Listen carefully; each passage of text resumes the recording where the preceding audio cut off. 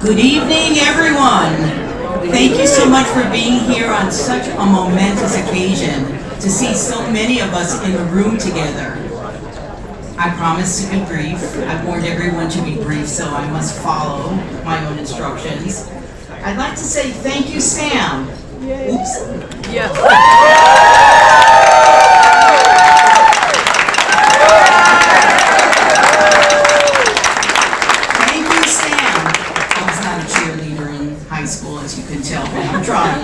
Thank you, Sam, for being such an unflagging cheerleader for us writers.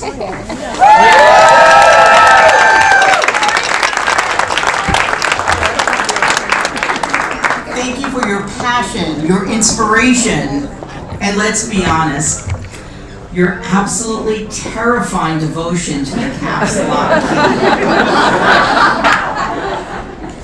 I'll let you all in on a little secret. First, how many of us got our drafts back covered in all caps? Raise your hands.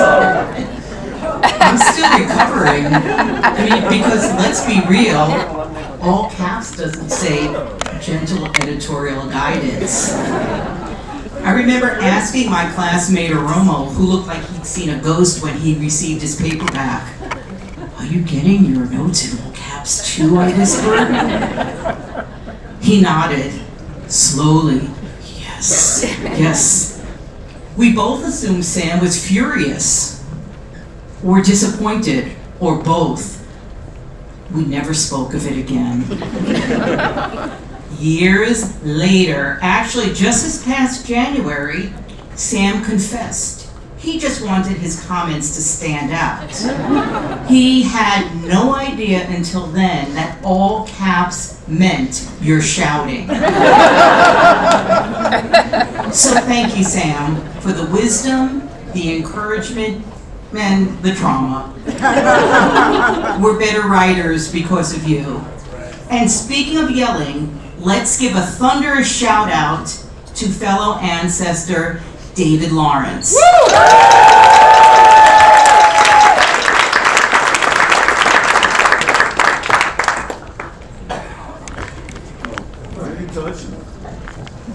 Howdy, y'all. How you doing? I first met Sam in May of 1996 on the first day of the combined RW1 for the part-time class in 1998. He scared the body for the He had a good cop, bad cop routine with Ari Goldman. Ari was fortunately my RW1 professor, but he was with us enough. You know, Sam struck me as the fierce, like Moses-like prophet, although I thought he was more likely to whack me with his staff than a rock. Some of our current leaders today equate fear with respect. They are not equivalent, and they never have been. Nevertheless, while I did fear Sam, I respect him more than I feared him. And that's saying a lot. He knew of what he spoke. And while my stern felt rather sore from some of his ass-chewing sessions, I knew there was truth in his words. One night that November, the classes gathered to learn about the spring semester offerings, and Sam stepped up to talk about his book seminar. Again, he seemed like a prophet to me, and he offered to lead me and others who got in his class to the promised land of, it was one of my dreams to be an author, and I thought I'd pretty much pissed it away at that point in my life. I scrambled over the weekend. I was going back and forth. I'd send an idea, he said, well, you know, try to tweak this, and it was going back and forth, and he finally said, you're not quite there, but I think you have something, you're in. I was determined to justify his faith in me. I did my best, and in my judgment, my work was rather uneven. Largely because I became a first-time father, the second week of class, and I didn't remember Malcolm. who was rather short when he came to our class one day, and he's now the tallest person in the family. But I still have my hair.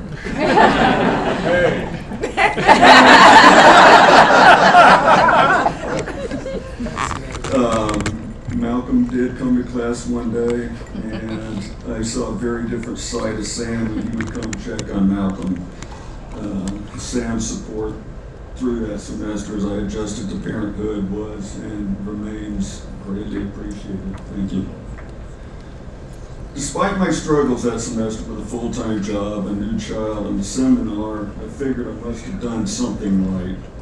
The next year, when Rutgers University Press, Marley Wasserman, the editor, was looking for potential book projects, Sam gave me a call. Woke me up, but still, he gave me a call. And the rest, they say, is a cliche that will not be able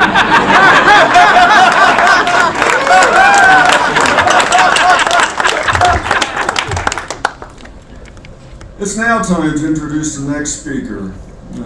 At a reading at the corner bookstore during one of the class reunions, I noticed this drop-dead gorgeous blonde hanging out with Sam. I didn't ask who she was, but they looked happy to be with each other. I did think Sam might have been a bit out of his league. Totally true. But I was happy for him and for us. She was a delight to be around, and if you don't know her yet, you will find that to be true. And here's Sam's Bashir. Appreciate it. Cheers.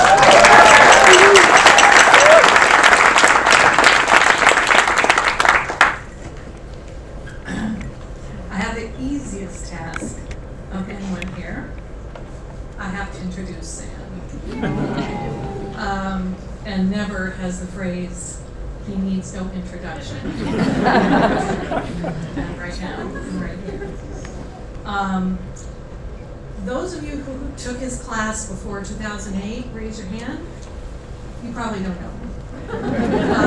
Those of you who took the class after 2008, you probably have heard of him. I met him in 1976. So I know him. And he's very simply the best person I ever met. So, I'll stop there. Yay! All right.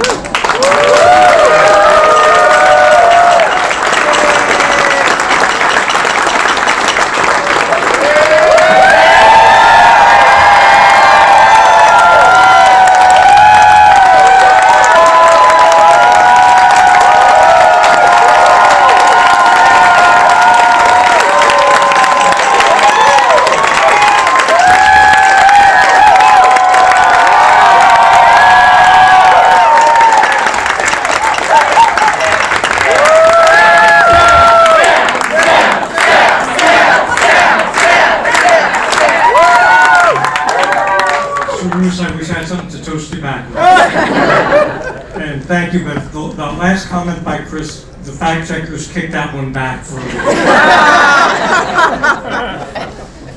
not being adequately verified. I'm going to have some things to say later about the history of the class and what it's meant. Right now I'm going to do a few more moving the evening along types of things. But first of them is, you've already met Chris, my Bashir, my destiny, which is the meaning of that Yiddish word. But there are several other really dear people from my family here tonight, who some of you may have met at least one of them, but not, probably not the other three. So my son, Aaron Freedman. Aaron, where are you? Woo!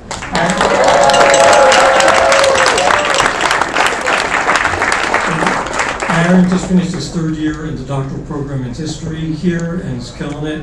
And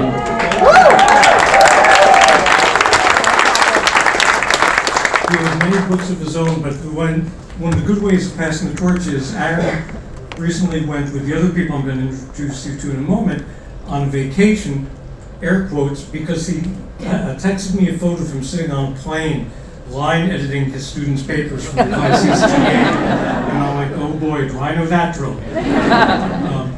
Anyway, Also, Aaron's wonderful wife, my daughter-in-law, Carly Mackless. And there is a Yiddish word, machtunim, which means your son's in-laws. But another way of putting it is great friends, Roger and Hillary Mackless, who Chris and I are still lucky to have, not just as family, but as great friends and dear parts of our lives. And they wanted to come here. I said, this might get a little, sin of pride, green ceiling stuff going on. But I guess I'll take the risk of you seeing that. Anyway, we're so glad that you're here. But now to be practical, first of all, if any of you read the exceptional essay that our Dean Jelani Cobb wrote in the New Yorker last week about we all did the homework, sir. about fatherhood, then you'll know that it's a real commitment for him to be coming here tonight when he has his 3 kids and his wife Danielle awaiting him for something or other. And I'll turn over to Jelani first, and then I'll come back to introduce some other speakers.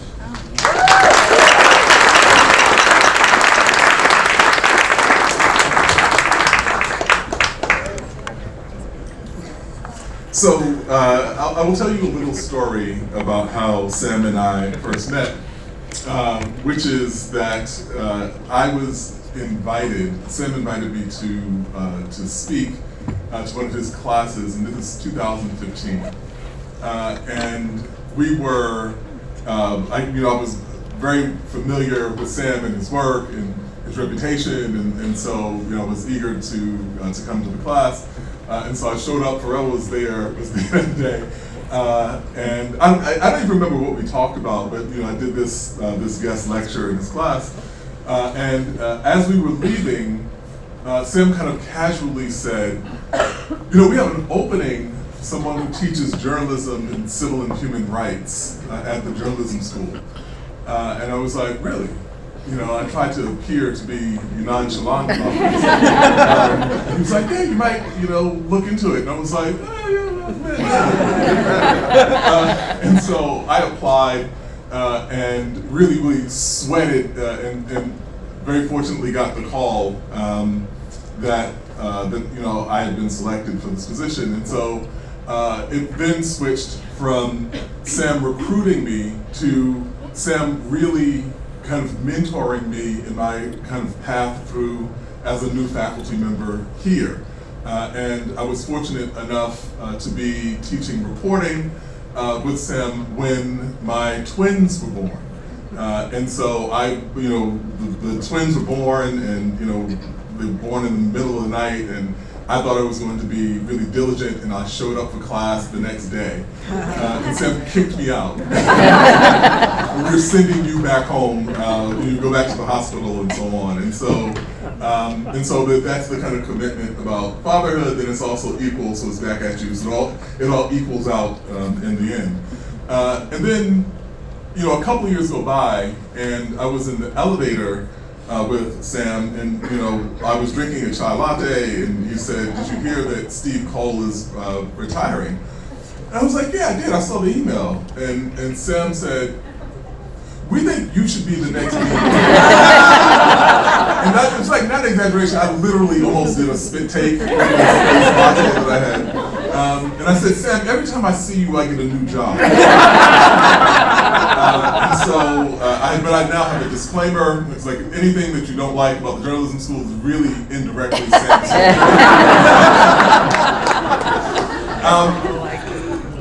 And to just say, the things that I admire about him would go on too long.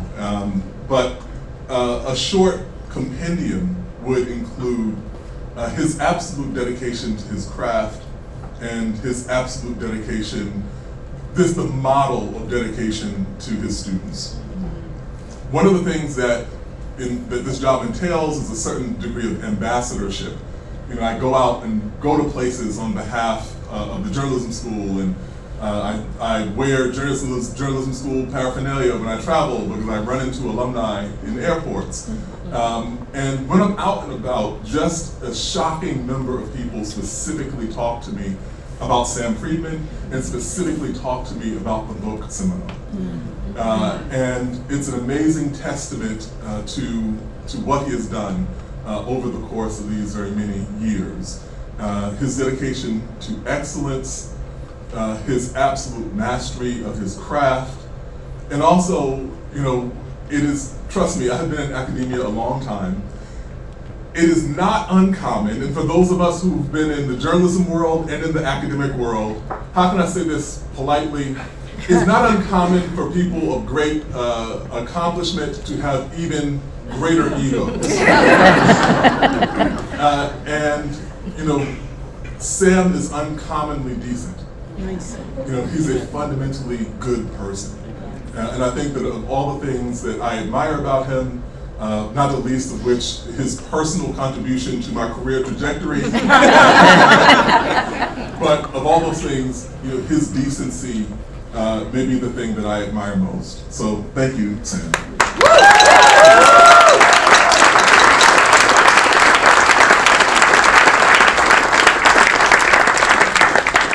My dean, my brother.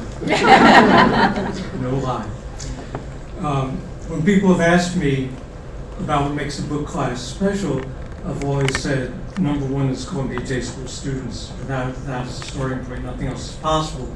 But also, in reference to Jelani, one of the things that's made my years here so special is that we've had a series of deans whom I've admired with the work they've done with their own commitment. And when Steve Call left, I think I had a real self-interest in pushing Jelani for the job because I thought I don't want my last couple of years not to be with a world-class dean. And Jelani's been everything that I would have hoped for as a dean and a great friend.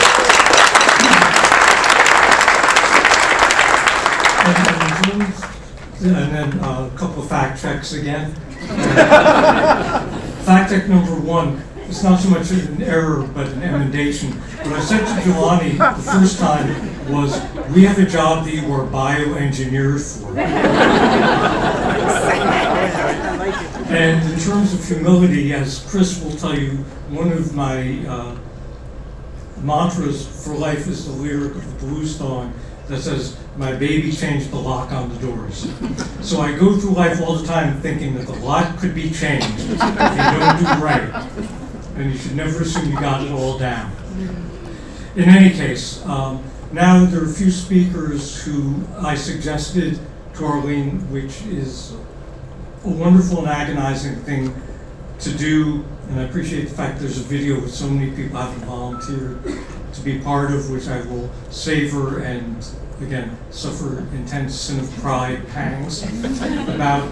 But I want to choose some people who have been particularly involved with the class and its legacy over the years, who represented a range of years that I've taught the class, and I'm just going to call all their names now and let them go. These are in alphabetical order, so there are no favorites within them. And they represent all of you. They represent all of you. So it will be Alice Sparberg Alexiou from 97 or 98, I'm thinking. Michael Bobelian from, I believe, 03. Andrea Elliot from 99. Cyrus Farivar from, is it 03 or 04, Cyrus? 05. 05, okay. Fact check. McMasters from 04. All right. Mirta Ojito from 00. No, spring of 01, right? Mirta, spring of 01. Kerry Sheridan from spring of 02. And Shomari Wills from spring of 13. Did I have that right? Yeah. 13. So I'll let them come in order, and then I'll come back briefly to the stage to urge you to eat and drink more.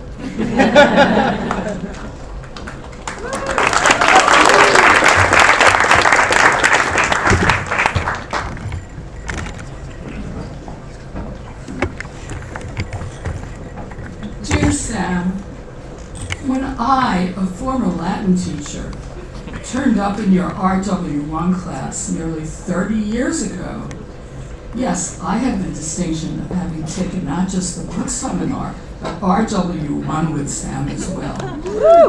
I was writing long, convoluted sentences that smacked of Cicero. And despite my years of studying ancient literature, I didn't know how to craft a story.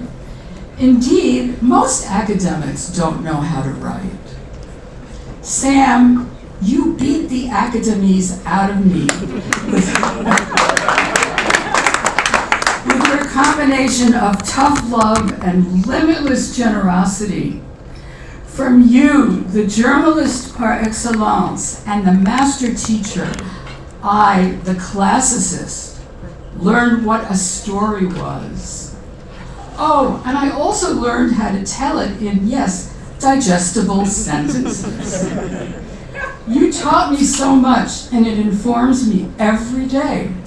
With every sentence that I compose, Sam Freedman is whispering in my ear, every detail has to count. When my story gets stuck in a corner and I can't find my way out, Sam tells me, all writing problems are reporting problems. Oh, and there's this one, the rules free you. And then there's rewrite, rewrite, rewrite. I'll bet he's whispering in my son Joseph's ear too. He too took Sam's book seminar and is here tonight. That's right, Sam. In the Alexiou family, your influence runs through 2 generations. Sam, you were as hungry to learn from us, your students, as we were from you. Take it from me, this is a rare quality in an Ivy League professor. I felt so honored when, as the result of our meeting of minds back in 1998, you began reminding your students that 2,000 plus years ago, Aristotle, Longinus, and Horace were already codifying the rules of good writing practice. They describe what makes for a good story, for example, or why your choice of words matter. But Sam, you already knew what the ancients knew instinctively. You were teaching all these things to your students long before you and I met. And just like Socrates and Plato and Aristotle, you insisted on the moral component of the writing craft.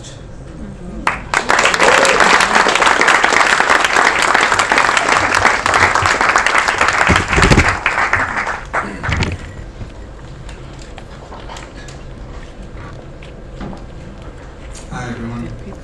So I'm trying to explain to my mother why I couldn't attend the family event and attend this unique Brought my mother. event. So it made me think about Sam's legacy. So that's what I'm going to talk about today. So let's start with the obvious. He's an award-winning author, journalist, and educator. But the fact that there are so many of us here today is the truly remarkable aspect of his legacy. The outpouring of support and enthusiasm to celebrate Sam's retirement is a true testament to how he has impacted the lives of hundreds of students. Now, we all have our own Sam Freedman story. When I applied for the book seminar, I'm grateful that Sam didn't take into account my background as a journalist, because I had none. I'm also grateful that he didn't ask my RW1 professor for a recommendation, because it wouldn't have been a good one. So Sam didn't judge me by my accomplishments, he judged me by my potential. And for an immigrant who had spent years in ESL, that meant a great deal to me. To this day, I tell everyone that the class was the best education I received in 8 years of higher education. No professor was so demanding. In fact, I probably spent about 80 to 90% of my time on the book seminar that semester. But no professor had ever given me so much in return.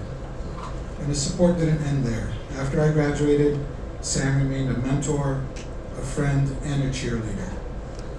And I modeled my teaching after him. Yes, I'm just a tad softer than he was with us, but I took to heart his lessons. I went back to my notes from the seminar and setting up my lesson plans for my courses. I even looked at them today. They're still in the file cabinet. More than that, I've tried to set high expectations and do my best to give my all to students as he did for us. Now, we all have our own personal connection to Sam, and if you think about it, we're basically an alumni association tied to one professor in one class. Because this is so unique, I've tried to come up with analogies. Professors with long careers advise dozens of graduate students through their dissertations. That certainly puts Sam in good company, but it's not an apples-to-apples comparison. Dissertation advisors spend years with their students. Sam only had 1 semester with us. Yet the impact he had in our lives in such a short time is astonishing. Then I thought about coaching trees. For those of you who are unfamiliar with the concept, a coaching tree tries to measure a coach's legacy by determining how his or her influence has resonated down the generations. For Sam, we can count all of the books we've written, we can look at our work both within and outside of journalism, and we can look at the lessons and wisdom he gave to us that we've passed on to others. So while the book seminars come to an end, Sam's teachings will live on through all of us. So congratulations, Sam, on building such a truly one-of-a-kind legacy.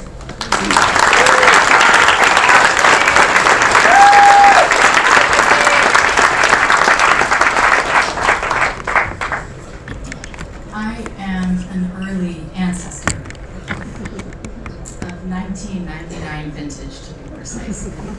And like the ancestors who had to come before me, and the 25 years of ancestors who followed, I was on that first day of book seminar scared shitless.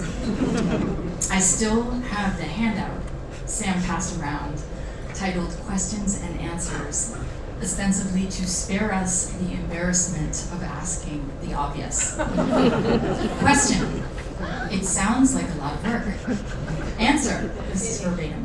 It is. It is too much work. So only enroll if you are burning with ambition.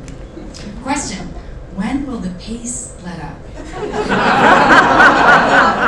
Answer: to paraphrase Warren Zevon, you'll sleep when you're dead.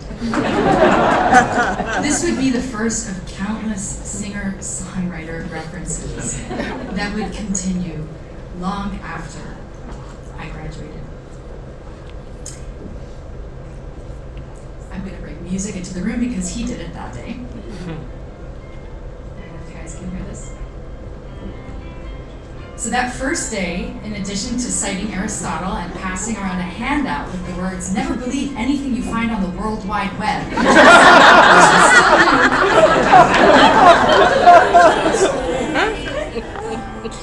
Sam gave us the lyrics to Joni Mitchell's "For Free." And I remember sitting there and taking it all in. The wind rushed around in the dirty town. Details, just the kind that we as writers should aspire to capture, but I also remember thinking, what a curious man this professor is. Such a hard ass. And yet behind that scary brilliance, that armor, there was something so tender and sacred and alive.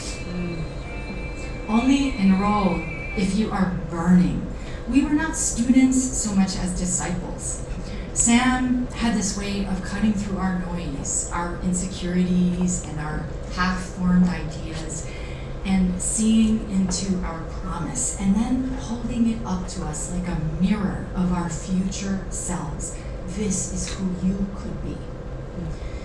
We like to talk about Sam's impacted numbers. This was the recent headline, I think, in the New York Times. 675 students, 113 book deals, 95 books, not including the 10 that Sam wrote. But these are merely signposts in a universe, what I would call a Samiverse. So vast, it cannot be measured. Even when Sam isn't editing me, which he still does, I hear him all the time saying things like, what is easiest is rarely right. And if it isn't scary, why is it a book?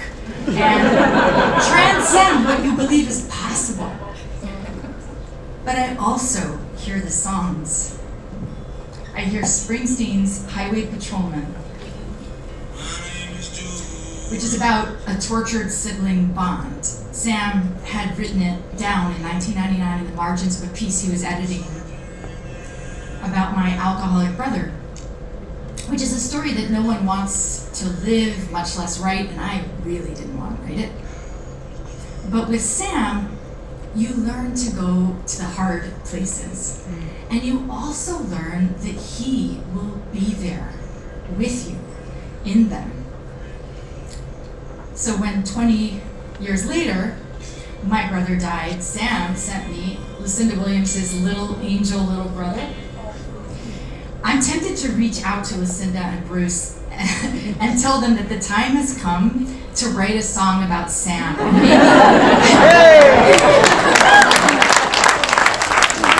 our beloved ancestor, the late and great Jerry Anderson Jr., is up there conspiring with Warren Devon. Write this song, man. The thing is, the song is already written. It is here in this room. It lives not just on countless bookshelves, but in books yet to be written. It sings out through each of us, and I know that you all know what I'm talking about. It sings through us every time we chase the next terrifying, humbling, necessary, Sam-inspired story. We are that song. We are your song, Sam. Thank you.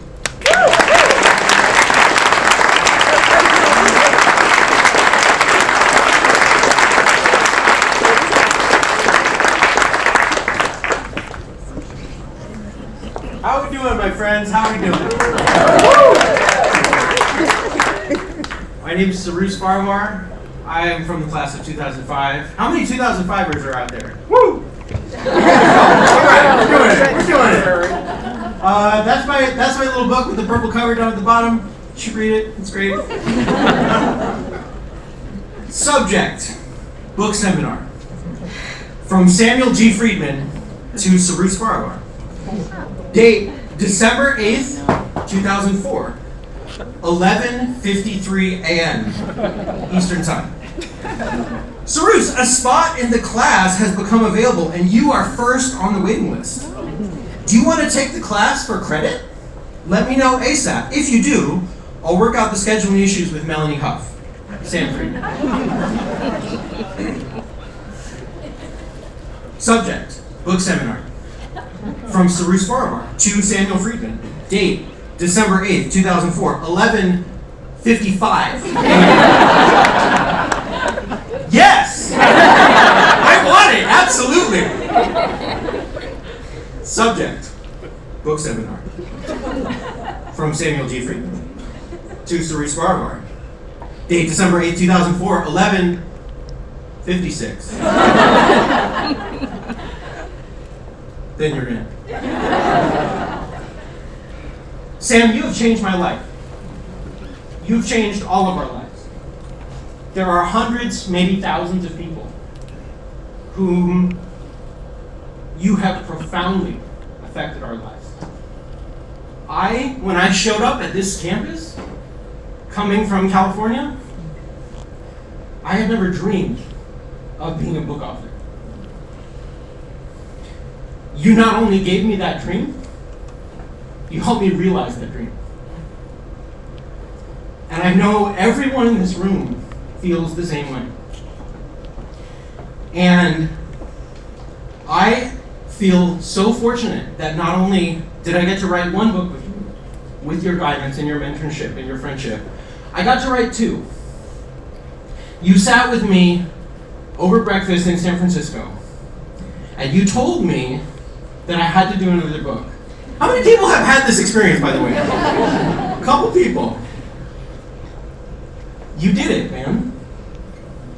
And I will forever be grateful to you. You are a gentleman, a scholar. You are so kind, so generous. You are just an incredible, phenomenal, beautiful human being. I love you.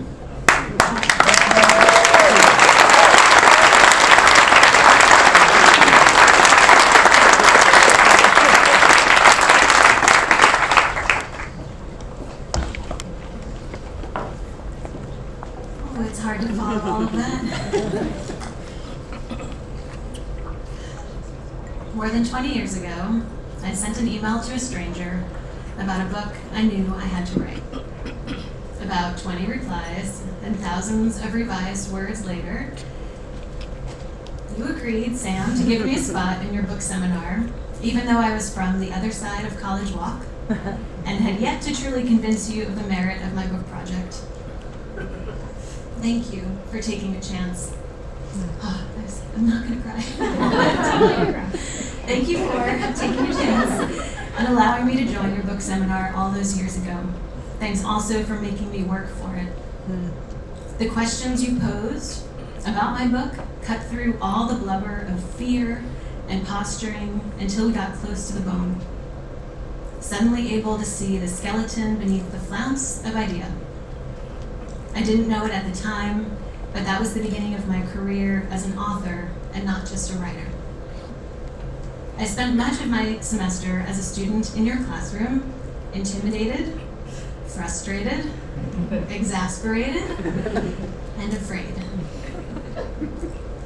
I was a first generation college student, so I was the first in my family to go to college, much less grad school. And I was terrified I wasn't good enough. I was afraid I'd let you down. Afraid I'd be revealed for the imposter I feared myself to be. I'd never worked so hard in my entire life, and I still came up short week after week. Bit by bit, though, my writing grew stronger and faster and cleaner, and I learned to put the story first, and I stopped seeing the others in the room as competition and learned to see them as community.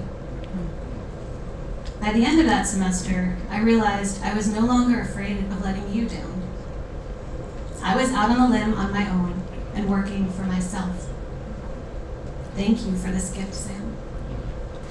Now, after teaching for 2 decades, I understand that this is the greatest gift you can give to your students. I also learned that from you when you invited me into your classroom to teach alongside you in the book seminar. That invitation came at a crucial point in my life. I wouldn't be a professor now at all had you not opened the door for me, Sam. Our years together were the best I've ever had in a classroom, and I'm so lucky to have experienced a true apprenticeship at your side. Now, I took the class before 2008, but I taught with Sam after 2008. I was at, somebody earlier said, this feels like a wedding. It does feel like a Sam wedding. I was at Sam's wedding with Chris, and I have the fact-checking collateral to prove it. Thank you, Andrew, for bringing up the music. This is Song of Songs, disc 1. He made, I don't know where the other one went, but they made 2 discs of songs for their wedding, for the guests. And each disc is a story, as you can imagine. Lucinda Williams also is on here and means a lot to me as well. Essentially, across the years, Sam, you've been my teacher, my editor, my sounding board, my favorite writer, and my mentor. As you retire, I'm so proud to call you and Chris my friends. Your relationship is inspirational and aspirational in everything you do. I will leave you with a quote, because that's very Sam. Tennessee Williams once wrote, "Life is partly what we make of it, and partly what it is made by the friends we choose." Thank you for choosing me, Sam. Thank you for making me a better writer, a better author, a better teacher, and a better friend.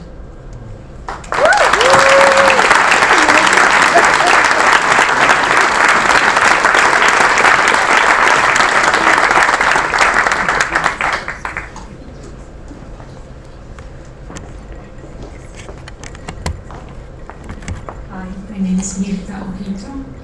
I said it because I'm told that I need to. Also, you probably know who I am, because I'm really old. When I took the class with Sam, I did not get all caps because he was still editing with pen and paper. So yeah, I have those papers. It's an honor and a pleasure to be here tonight. For some reason, I didn't know I was speaking until yesterday, I think. I don't know why, because apparently I was on the list from the beginning, but I didn't see it. We're all here tonight because Sam changed our professional lives and therefore our personal lives. I can't tell you, Sam, how grateful I am for everything you've done for me and how much I treasure your wise counsel and friendship. Thinking of all the ways you changed my life reminded me of If You Give a Mouse a Cookie. A book you so kindly gave to my boys many years ago. I thought I'd copy that idea and tell you the ways Sam impacted my life after that first cookie. You saw me at the J School during an event in the late 1990s, in this very room, in fact, we were in the back. I was covering an event for the Times, and you said, "You should take my class." I said, "What class?" You explained and then told me, "I sense you have a booking deal." Mind you, at this point, I think he has seen me once or twice as a guest in his class to discuss issues of immigration, which is what I was covering at the time. Because you saw it, the book, and because you saw me, and this is important because I had come to New York from Miami. I was working then at the Miami Herald before the Times, and it was a very local paper where you would run into the people that you covered in the supermarket, and people always told you what they thought of your stories. Working for the Times, it was like, I knew it was a national and international paper, but I didn't know who read us. Like, I didn't know anybody who actually knew me. And the first person who called me, because he liked my writing, was Sam Freedman. Out of the blue. I didn't know who he was. So anyway, because of that whispering in the back that day, I enrolled at the school 2 years later, took the class, got my book proposal, and an MA. And here I have to pause for an anecdote. When I came here, I was on maternity leave. Several of us have talked about his kindness always, but particularly to children and families. And you can't be late to this class. So I had a baby. And one day, somebody else was late, and he said, "The only person who can be late to this class is Mirta, because she just had a baby and she's still breastfeeding." Needless to say, everybody wanted to have a baby.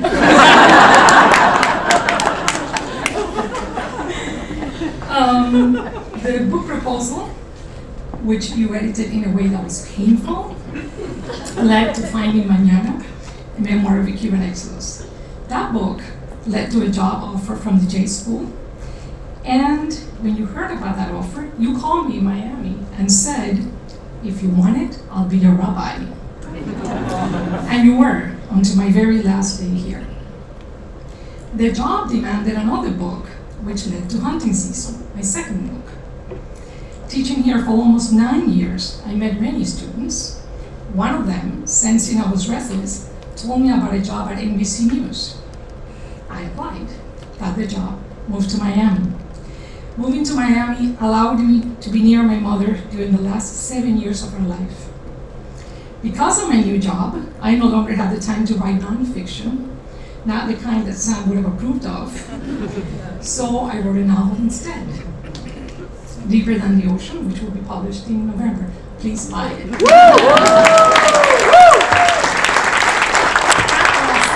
Just to show you how much it changed my life. In Miami, I met my partner. I never would have met him in New York. He doesn't even speak English, so that tells you something. He has a daughter who became my stepdaughter, and now I have 2 beautiful grandchildren. So there you have it, Sam. Thanks for the cookie.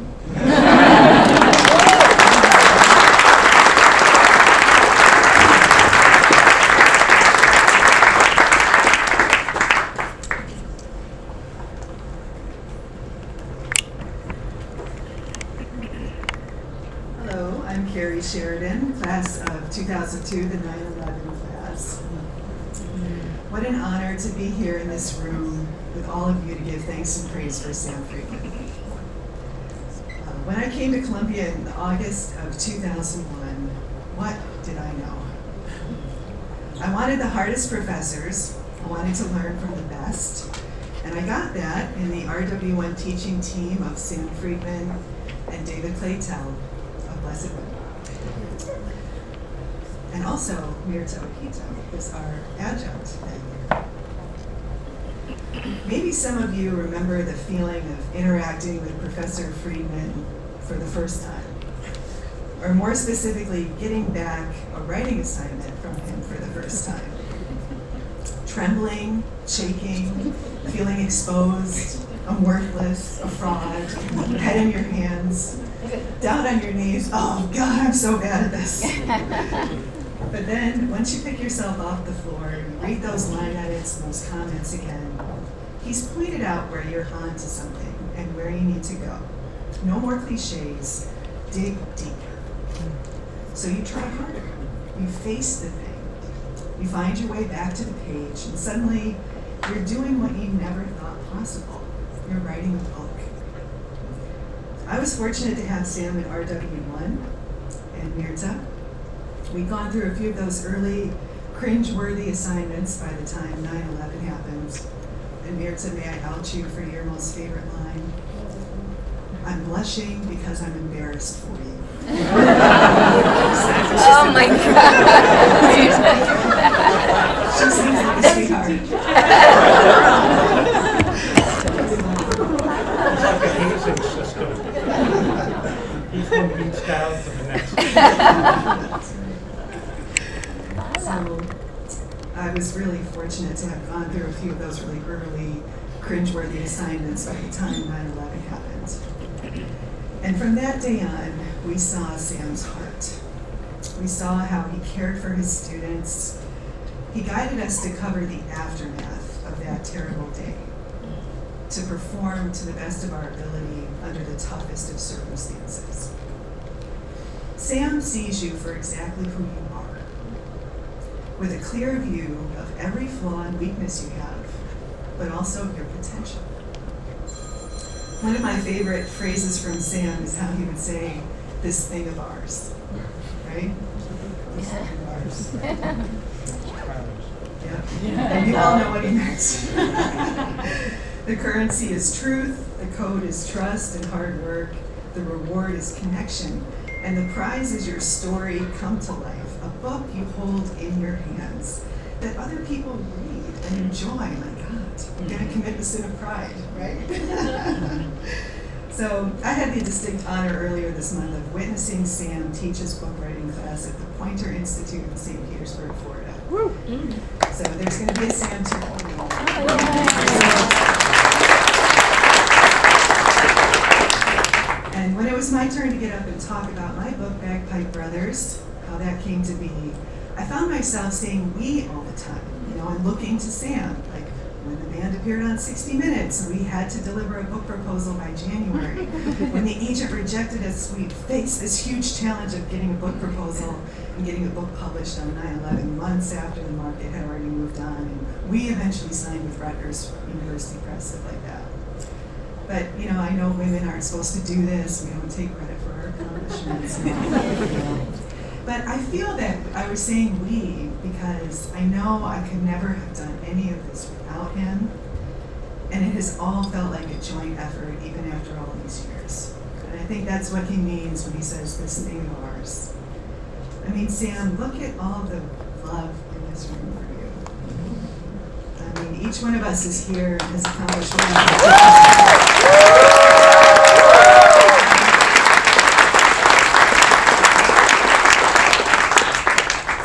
I speak for all of us when we say none of us would be where we are without you, Sam. Thank you.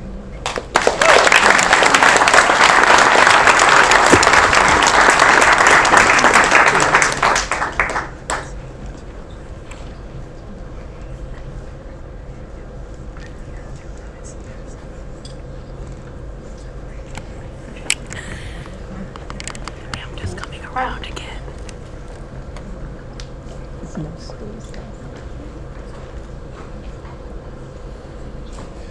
Hello, fellow ancestors.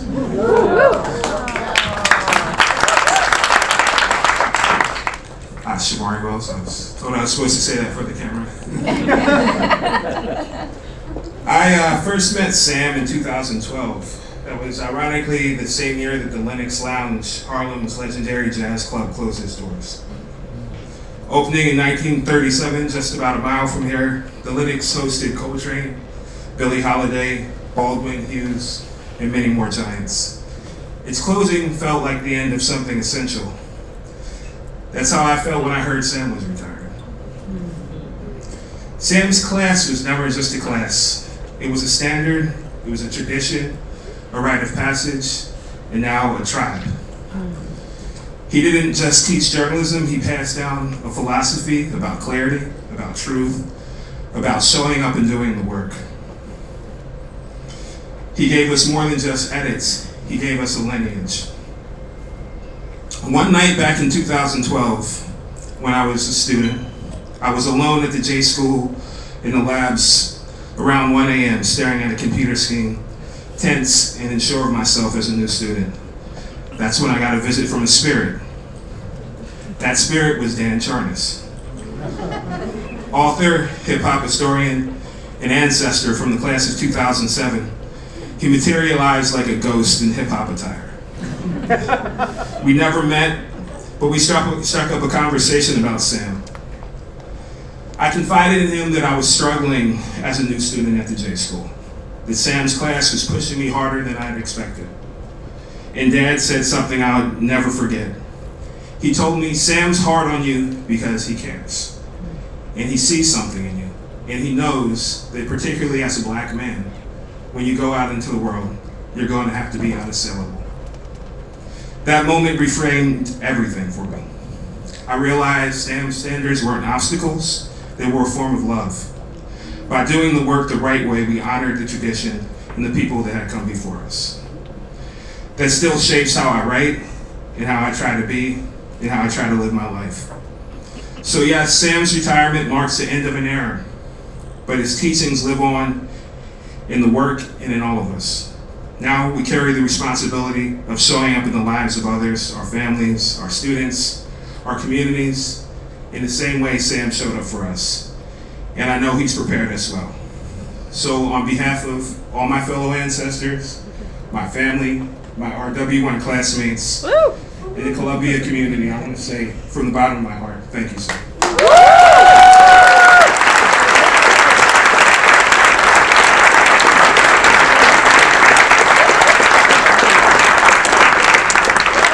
Just one astonishing testimony after another. When this fellow Osei Yawakoto got up, he said, I thought I was done crying. I said, I guess I ain't done crying yet. And that's how I feel. So while I collect myself for more crying and for paying tribute to all of you, and I could never repay what you've just said and all you've done by being here, I will revert to the Jewish thing, which is to say there's all this food, and the greatest tragedy would be leftovers. So please, for the next 20 minutes or so, eat your fill, put things in your pockets, in your bag, your purse, and when you go, if you're drinking wine, I want you to know that one of our ancestors, Melissa Muller, who, as a result of writing the book that began a class about Sicilian food and cuisine and culture, fell in love with a winemaker in Sicily and now lives there and donated several cases of her wine.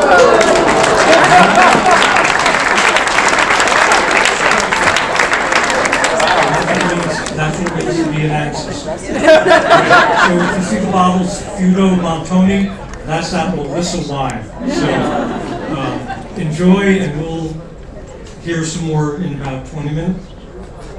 Oh, and thank you. And Arlene's promised me first a group photo, so we'll all get out there and someone will be up here in front taking it. And then please eat. Hello, everyone. Ancestors. Good to be with you. My name is Rossilynne Culgan. I'm from the class of 2022, and great contingent class of 22. Shout out to class of 2. I have the distinct honor presenting Sam with a gift this evening. So thank you to all of you who have contributed.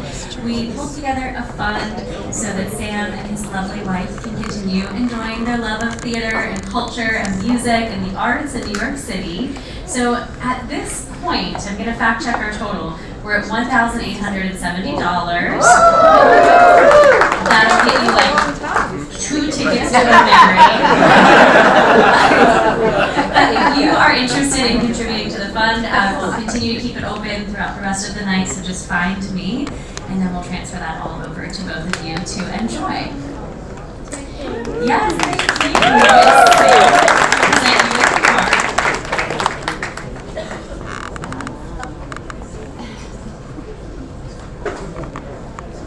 So Sam is normally the one imparting his gifts on all of us, but it's really nice to be able to give back and give a gift to him. And we can't leave out the lovely Chris. We have a beautiful gift for you as well. So I was told, this is my first time meeting Chris at this moment, but I was told that she loves flowers and colorful things. So in that vein, we present her with these beautiful flowers, and of course, they are made up of words. So these are lyrics from some of your favorite songs.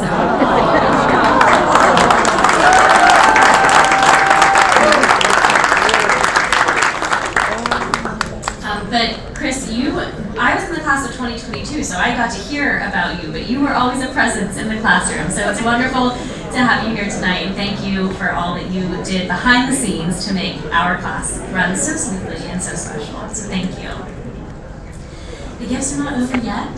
I would like to turn over the microphone to Ali Markowitz and Ryan Green from the class of 2025, Sam's illustrious final class here, to share another special gift.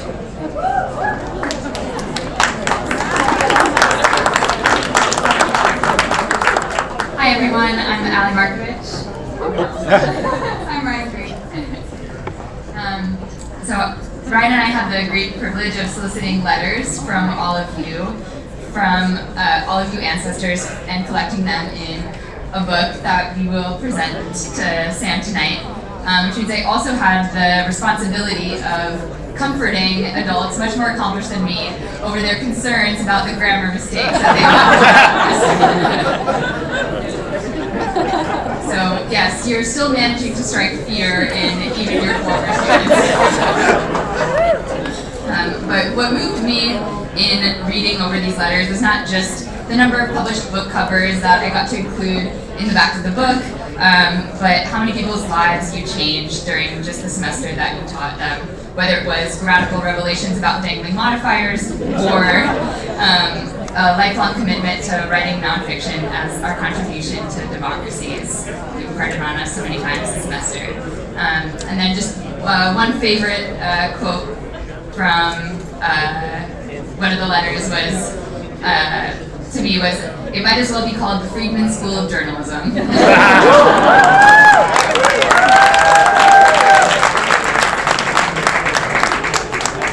I have to note also that we, as the last ever installment of the book seminar, also got a Joni Mitchell song on the first day. Another theme we noticed in assembling these letters was the belief that you had in each of us, some of us for the first time and others for the most impactful time, that changed the course of our lives, both professional and not. But being believed in, as is written by the ancestry in this book, can be life-changing. I think that we can all attest that being in your class feels like sort of a reverent or religious experience, and to quote a student from one of these letters, Karen Pinchin from 2019, to leave a legacy of ideas made real is a beautiful thing. And now, everyone with a letter in this book can say that they contributed to a published book out of Sam's class.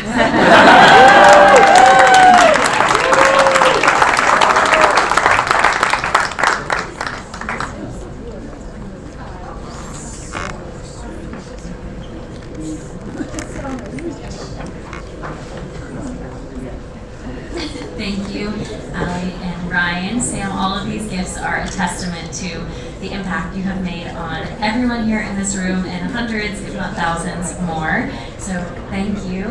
Happy retirement. Enjoy it. And I'll turn the stage back over to you. Thank you, guys.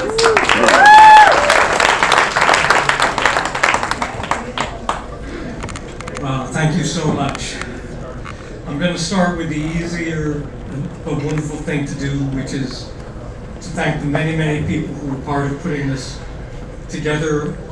I had this idea of AncestorsFest about 6 months ago. I have to say that the hardest thing I did was try to claw back 670 people's email addresses. And I was able to finally find about 460, and I apologize to anyone who I couldn't find. But beyond that, there are many other people who really did all the heavy lifting for tonight. I want to thank them first and foremost. Arlene Schulman, who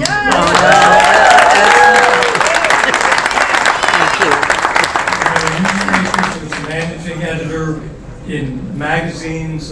My wife came out as production manager. There's that person, do I have the term right? Production manager?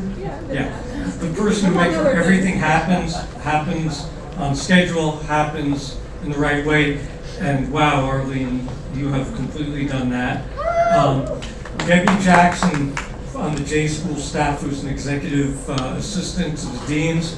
This wasn't something she was required to do. This isn't a J School event. This is an Ancestors thing, spelled T-H-A-N-G. Right? Because I'm from near Plainfield, where people on this one. So we know about that. Okay, we know about that. In any case, Debbie did this above and beyond what her official responsibilities are and made so much so easy, including turning me on to wonderful people at Food Trends who provided the delicious food and the great beverage service. So we really thank Nick and Rachel, Jennifer, everybody else at Food Trends for tonight.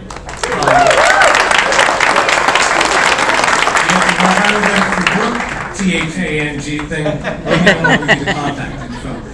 And of course the aforementioned Melissa Muller, Ancestor, author of Sicily, for donating her wine. And then I'm sorry, read off the list that fortunately Arlene in her wonderful managing editor way gave me so I wouldn't overlook anyone. Tamim Goldberg-Schulman, who worked on video, Jerome Weeks, who was managing all volunteers, Dave Lawrence, and I have to say Dave and Arlene, between the two of them, have kept the Facebook Ancestors group going. I'll have to say about that group later. Rossilynne Skena Culgan, thank you for pulling together the gift. It's a great joy for Chris and me to go hear jazz and to go to see theater. And as you know, I've said in class a lot, this is part of what nourishes me as a writer, is the exposure to other arts. So it's a contribution to my additional work, as well as my marital joy that go and hear tunes and go and see plays. Brian ran this amazing GoFundMe effort. I'm stunned at the outcome of it, and I'm going to have a little more to say related to that later on. Cyrus, there's going to be something about you later too. We're going to be crying. Okay, we ain't done crying yet. For the music and the AV assistants, and also our great AJ Mangone from the J School AV staff.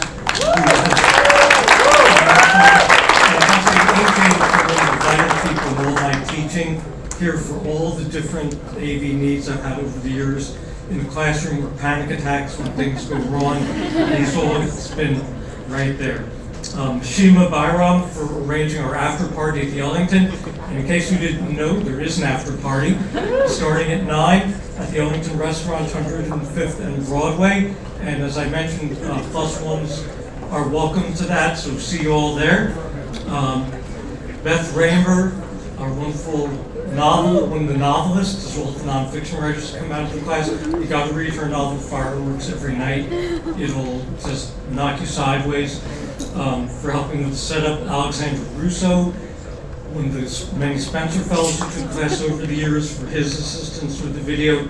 Lou Palmer, who's in Jamaica because with our current autocracy, it was too risky to come in if you weren't in full immigration status. Well, Lou, we feel you from here. And as I said to you, we're going to get together and drink some rum. We're helping with the video of Mirta Ojito, the best decision I ever made, taking someone off a waiting list in the middle of the semester. Funding, I'm sorry. I said, you got upgraded into business class.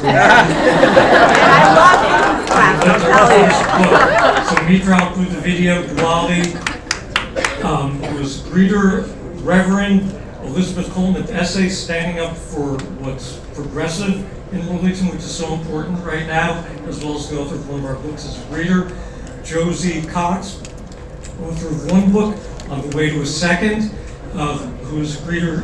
Kate Bonner, who had to leave early, who goes back to the primordial days of 1992, and already mentioned AJ. So if I've left anyone out, oh my God, Lisa Belkin. And Lisa Belkin, who contributed to the video, who's been an incredible friend to this class in so many ways. This year, the reading list was, as I said, the greatest hits mixtape. Books that were my favorites, that were also class favorites over the years. And Lisa's incredible book, Show Me a Hero, was on that list. And she's just been a great friend. And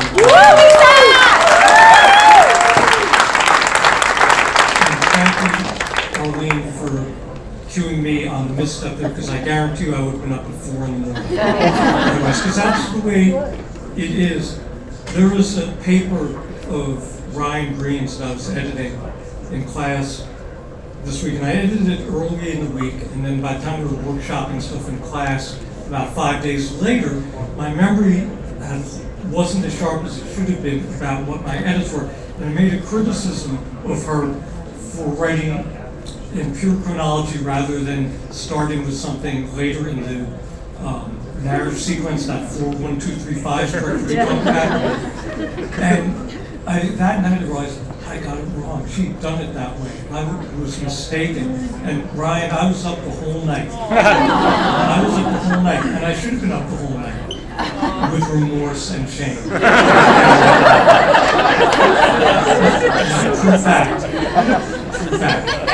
But now I want to get on to some other things. It's been incredible to hear what you've said about my teaching, but nothing comes from nowhere. And as my pastor, Reverend Dr. John Ray Youngblood, says, and I would often quote this in class, and I'll mention more about him momentarily, ain't nothing wrong with being a copycat as long as you're copying the right cat. Now, it's not a defense of plagiarism. And so I can't be here tonight without paying tribute to my teachers. And some of you have heard me talk about them in class, and if you haven't, then it'll be an introduction to some of what formed me. Margaret Beck, my 6th grade teacher in Hamilton School in Highland Park, New Jersey. And some of you have heard the story I tell about how Miss Beck wouldn't agree to do departmental, where she'd only teach 1 or 2 subjects and the classes would change every period. Miss Beck was like, I'm having these kids all day and running my show, and everyone else can do departmental. And she was such a great teacher that the principal acceded to that.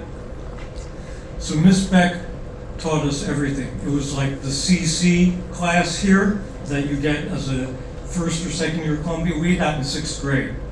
I found some of my papers from Miss Beck the other day. Macbeth, Oedipus Rex, the whole thing. Bible, Renaissance, you name it. But it wasn't just that. First of all, Miss Beck wouldn't let us off easy on anything. And this is the story some of you have heard. One day the assignment was go home and make pastels of Grecian urns. We brought in these lame-ass pastels. Day after that, Miss Beck kept us after school. Brought out the slide projector.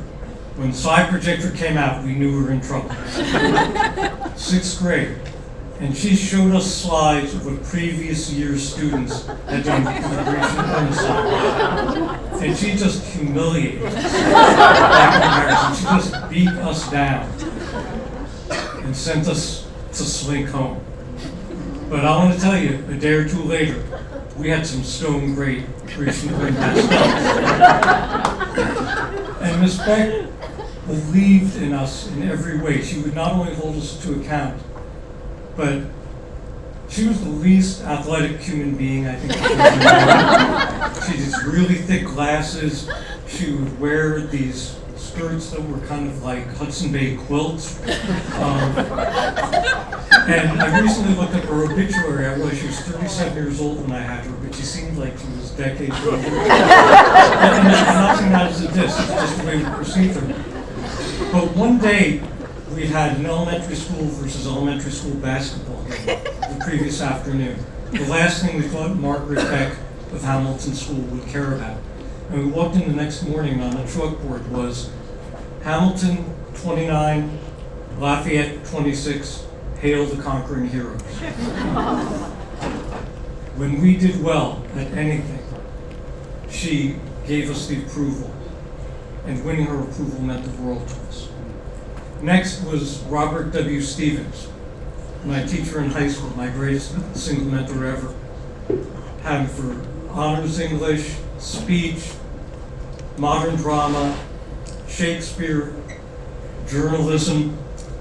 Mr. Stevens was a theater person who in a different time would have been directing on Broadway or at the Public Theater or Manhattan Theater Club, but had to execute his vision as a don't ask, don't tell gay man with high school plays. And he would do Hamlet and Molière and Shaw. And I would often go to watch the rehearsals just to see Mr. Stevens at work, drilling these students into amazing performances. And it was the same way with the school newspaper. He had no newspaper background, but we had a newspaper that was the inmates running the asylum. We completely terrified and buffaloed the very inexperienced social studies teacher who was our advisor. And a great new principal came in and put Mr. Stevens as our advisor. And Mr. Stevens made us hit those standards, and he would never let down. After every issue of the paper came out, we would have a critique in class. And he would offer critiques, and everyone in the journalism class could give a critique. It was workshopping, like what we do in the book class. And I'd get very defensive in a way I've never tolerated, of course, from my students. And Mr. Stevens, one day, after I was objecting to something, I'm sure quite wrong, he said, "Sam, you are a detriment." And I have a friend who goes back to high school journalism with me, who's a boomer these days, Mark Schofit, who will still refer to certain moves of mine as detrimental. But that was Mr. Stevens, and meant everything to meet his standards. My first book, I followed a fantastic teacher, Jessica Siegel, at Seward Park High School, teaching English and journalism, teaching students who faced incredible obstacles in their lives, students who were living in homeless shelters, students who'd been left to raise themselves by their families, students trying to navigate the Lower East Side during the crack epidemic and the AIDS epidemic. And Jessica had such amazing compassion for them, but also the highest standards for them. She taught them The Great Gatsby. She taught them the Oladu Equiano enslaved person narrative. She taught them In Country, Bobby Ann Mason's novel. And I watched how they rose to the level she set for them. And finally, Reverend Youngblood, for my second book, being able to watch him preaching and teaching, as they say in Black Church, on an almost daily basis for a year. And what all those people in total showed me is that if you ask for total commitment, you have to model. You have to model. And if you do model it, then your students will transcend what you or they thought was possible. And that's been my goal with the book class over all this time. To put it in some historical perspective, since there are people here who weren't even born when the early iterations of this class were being taught. I have a taker. Is Dan Roca here? Did Dan make it here? Okay, oh Dan. My heart, right? Dan was in what I call the beta test year, 1991, like Elizabeth Kadesky, who's here, and Melissa Williams-Finn, when it was an elective called Reading, Thinking, and Writing. We read full-length books when the authors come in, and one of the students in that class, Leah Cohen, developed a book proposal for her first book, Train to Sorry. The next year, Dan was working at CNBC, or MSNBC, And I asked him if he could make me a tape to show to the book class. And it started with about 10 seconds of a 100-yard dash. That's the whole race, of course. And I would say to people, that's RW1. And then it would be like mile 24 of the New York Marathon, with people falling out. And I would say, and that's the book class. So Dan, I'm on this all these years, okay? Even though half the people don't know what a VHS player is. But that takes us back to the very beginning. And when I taught then, heading into 1992, spring of 92, and it became a 6th credit course, to the dean at the time, Joan Connor, who I want to say was an exceptional dean in most ways. But I said, this is not a disqualifying thing. You can have principal disagreement with people you disrespect. And now, this falls in that category. Joan was exceptional. Joan saved the school. Columbia was going to shut down the journalism school because it was losing so much money. And the previous dean was someone who coasted on his reputation and was literally a 3-martini at lunch guy. Joan was brought in by Mike Sovereign as president to save this school, and she did it. But I said to Joan over lunch at the West End, back when it was the West End, I'd like to teach a class in writing books. We've classes in feature writing, nightly news, radio news, and magazine writing and so on. And she said, well, our students don't have time to read books. And I said, well, they should be reading books. And they should be writing books, too. And she did give me my head. She and her vice dean, Steve Isaacs, let me try it in the spring of '92 to see what would happen. And some of the people who are here tonight, William Green, Amy Stone, Tom Lowry, were in that first class. And Sarat Fernando, who's off researching a book into ancestral homeland of Sri Lanka, got a book contract out of that class, which gave me some of the strength to carry on. And I felt from the beginning that I wanted this class not just to produce books and authors, and also agents like Cheryl Pienka and Robin Michelson, and editors like Greer Kessel Hendricks, although she's later become a novelist. But I wanted it also to be a class in which the guest speakers we had, the authors, the people from publishing, and the books I assigned to read would look like the world we live in. We know that's being challenged now, okay? I have always thought this class is a big, or I thought recently, is a big middle finger to the anti-DEI movement.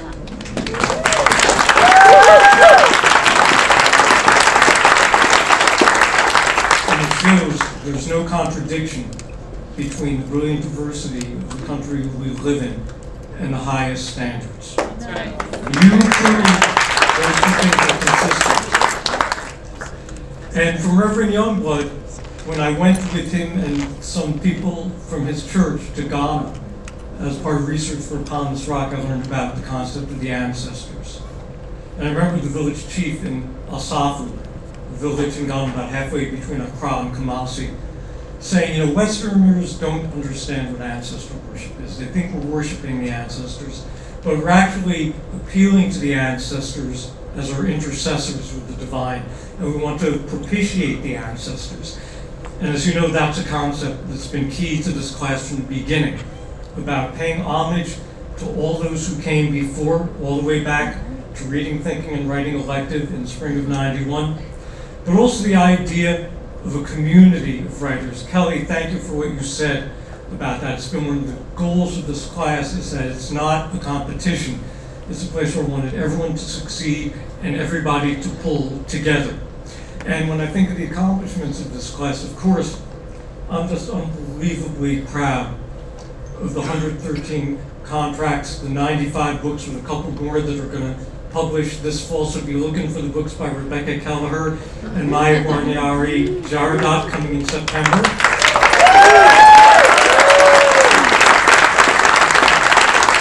And something like 250 books that people who took the class have written, whether it was a book they started in class or something they did for a subsequent book or an altogether different project. And again, Arlene and Dave kept out lists, and I'm so grateful to them. So I'm very proud of that. But there are some other things I think speak to this sense of community. One of them is, as Sparberg Alexiou said before, we've been doing this work, this thing of ours has gone on for long enough that we've had a parent and child team of published writers in Alice and Joseph. We've had 4 marriages come out of this class.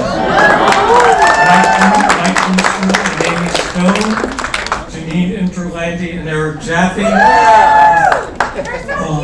Very cute. C.J. Chivers and Suzanne Keating, and Sarah Garland and Matthew Sweeney. So what I'm saying is, where's my money as a matchmaker? But more seriously, if I think of what I would offer up as proof of concept of building a community, 2 things come to mind. One is a group, and I didn't give them this name, they chose it, who call themselves the Freedmanites. And it's a group of writers from this class who I think first came together of necessity online during the pandemic, and now often meet in person, who span from Elizabeth Kadetsky in 1991 to Grace Williams and Karen Pitchen from 2019. It's a 28-year range of people who are in this group together because of this community. And then the other thing I want to say as proof of concept is something that happened in Cyrus, help me again. Your year in the class, 04, 05? 05. 05. So one day we're up in what's now the Columbia Journalism Review offices, 801, which was in our classroom. And everyone's there except one of the members of the class, Denise Carson. And I'd had Denise already as my master's advisee, and she was in the book class as well. And she was a totally reliable person. And I couldn't figure out what had happened. There was no indication she was sick. No one had heard from her. So I asked, does anyone know her? Is anyone friends with her out of class? And Cyrus said he was. And tried to call her, maybe definitely email her, possibly text her. There was no response. And I became deeply worried about what could have happened. And what I remember, and this is just so central to what this class and this community is about, I asked her to go to her house, see if she's all right. And the look of concern and alarm on Cyrus's face said everything to me about what it means to be in a community. It turned out that very uncharacteristically, Denise had simply overslept. And Cyrus brought her back normal, mentally relieved. But I'll never forget the look on his face. I'll never forget the dispatch with which he went to find her because of how we were in this thing together. I also want to say, in the spirit of at a Jewish wedding, you always break the glass. The groom stomps on the glass. Why is that done? The theology is that it's remembering the destruction of the temple, but the theological idea is even at moments of great joy, we must acknowledge the tragedy as well. And we've lost people from our community along the way, and they deserve to be remembered tonight. Philippe Wamba, one of the first published authors of this class with his book Kinship, who died in Africa while researching his second book on September 11th of all days in 2002. Jerry Anderson, who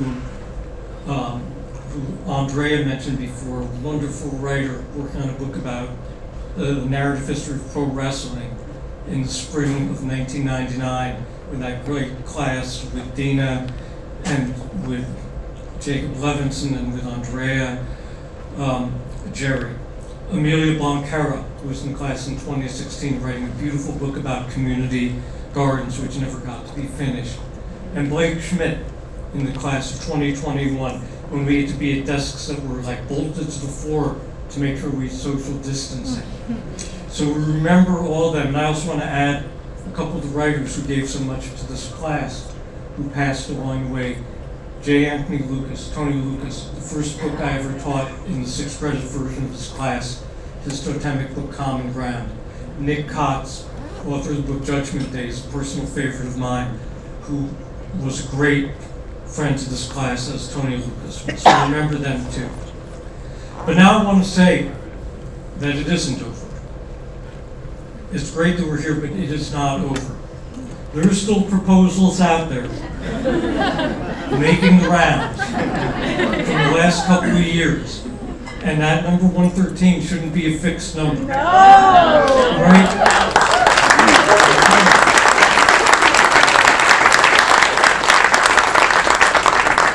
And there's a Facebook group, and I understand all the good reasons for not being in Facebook now, but if you can, tolerate it, send me or Arlene a friend request, get into the Ancestors group on Facebook. It's the best way for us to be in touch with one another.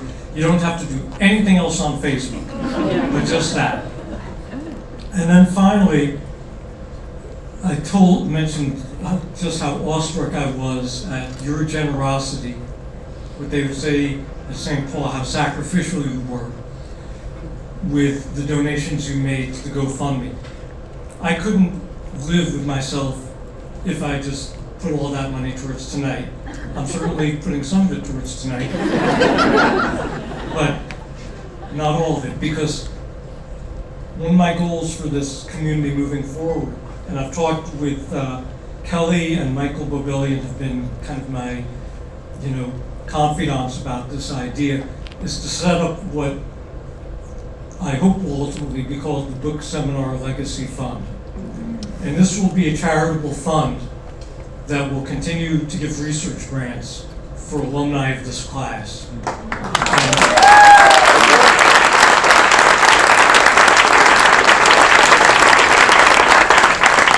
Setting it up has been a little tricky for reasons we don't need to go into now. I couldn't do it through Columbia. I've had to look for another fiscal sponsor, as they say in the world of philanthropy. But I am having a meeting on Zoom next week with someone, the director of the Community Foundation of New Jersey. Right? You want to get something done? Go ahead. Yeah, I'm telling you. My Jersey folks. I know Janine is out there. And Gia Joe brought me a tasty sub, right? Edison.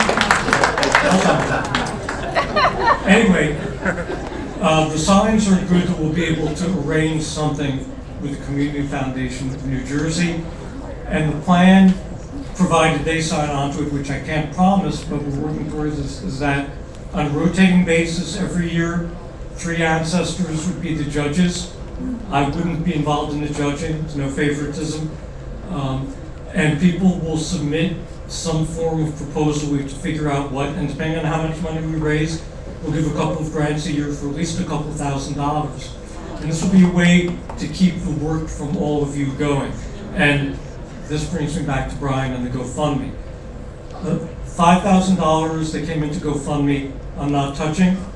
I'm going to match it with $5,000 of my own, and that's going to be the $10,000 of seed money for this fund.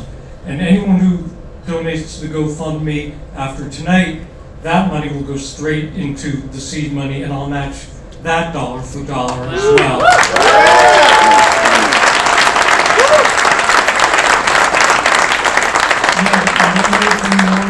Asks, but you've already been so sacrificial, but once it's set up, then there's the friends we've had from this class in publishing, agents, editors, authors who came to talk to the class, friends of mine who've known about the class, and we'll build up as much of a fund as we can.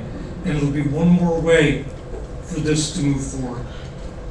Arlene's looking at me, I've gone on too long, I know. But the aforementioned Robert W. Stevens, when it was the last day of Living Shakespeare class in high school, and I guess I must have taken this my last semester of high school, Mr. Stevens came in on that final day and gave us a mimeographed sheet of Prospero's final speech from The Tempest. The speech that includes the famous line, "Our revels now are ended." But our revels aren't ended. You just heard the ways in which they're not ended. And in those ways and in all other ways, I'll close by saying something I've said to many of you many times. As long as you're in, I'm in. Thank you.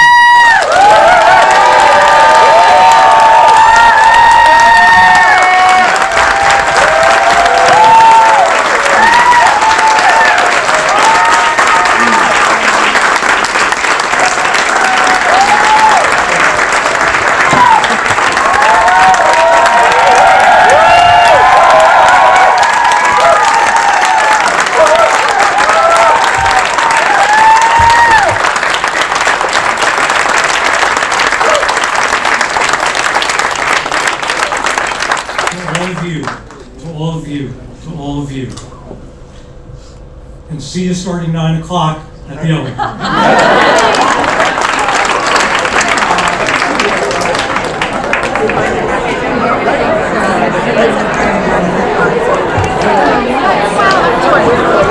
My class goes, I might happen.